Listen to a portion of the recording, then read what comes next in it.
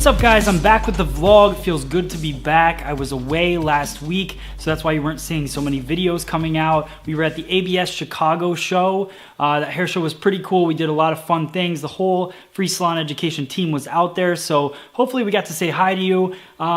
Today on the vlog, I'm super psyched because we did a men's cut. Obviously, you can see him staring right there. We did a men's cut, but I did a combo cut of scissors, razor, a few different things to create the texture that you're gonna see in this longer men's cut.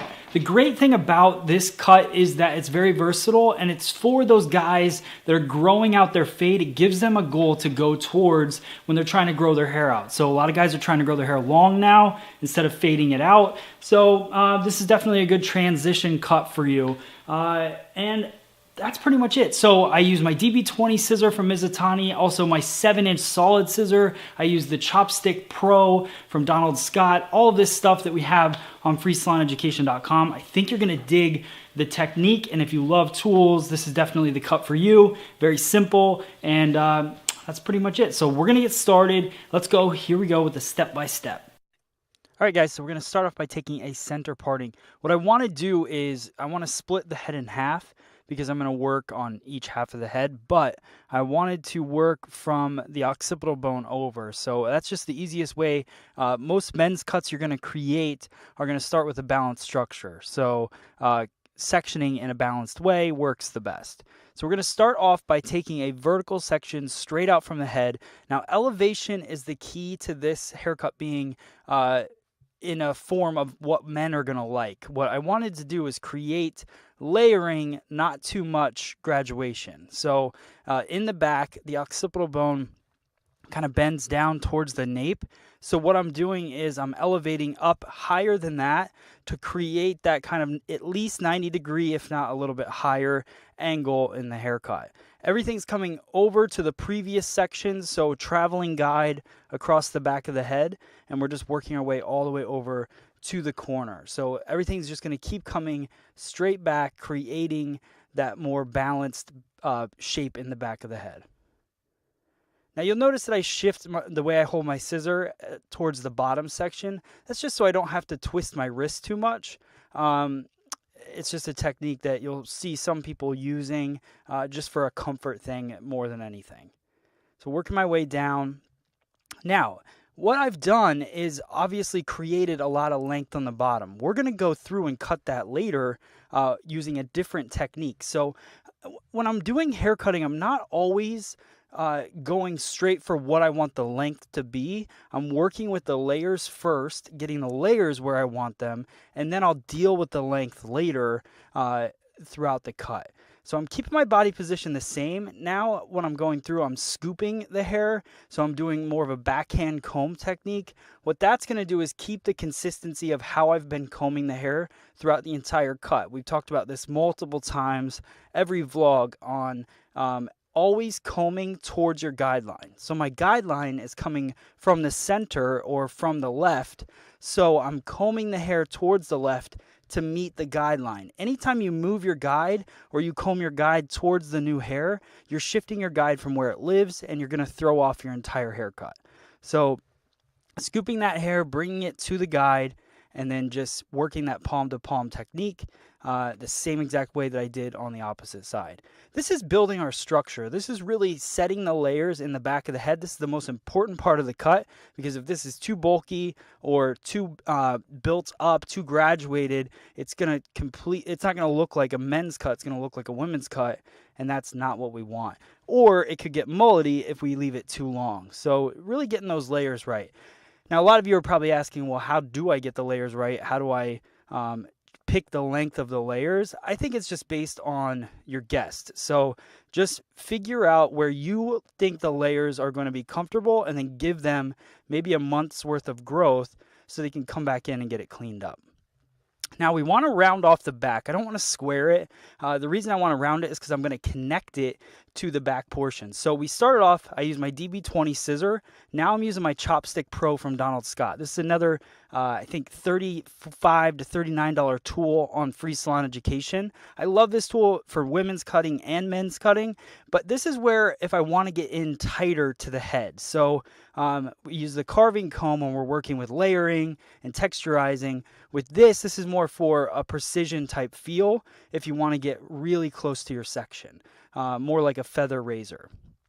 So I'm combing and I'm working the angle across, creating that horizontal line, and then I just shift into the corner and round that corner off, which kind of gives it a nice hug to the hairline. So now I comb the hair in the direction I want to part it. That's another key thing that I like to do. I like to get the hair flowing and then go for my parting. It just keeps you from getting tangled up in the hair. And then I'm working diagonal back. So I want to start off, I'm going to find my connection point. Now this doesn't have to be exact. It's how long do you want the front of the hair to be? I want him to be able to tuck this hair back. So I'm going to go a little bit longer with it. And my strokes with the razor are nice and heavy because that's going to give me a lot more texture in the haircut. So you'll notice that a nice heavy stroke through there. It's going to give me a very point-cutted feel. Point-cutted, if that's a word. I'm going to go through there and just do those heavy strokes, create that texture. Guys' hair is all about texture at this length because it's not only going to give them a cool look, but it's also going to take out a lot of the bulk, which is what we want to accomplish. Now, if they have finer hair, you might want to create some more solid lines in there because they're already going to have that separation and definition in the haircut. So just working the round of the head, diagonal back sectionings, following the round of the head.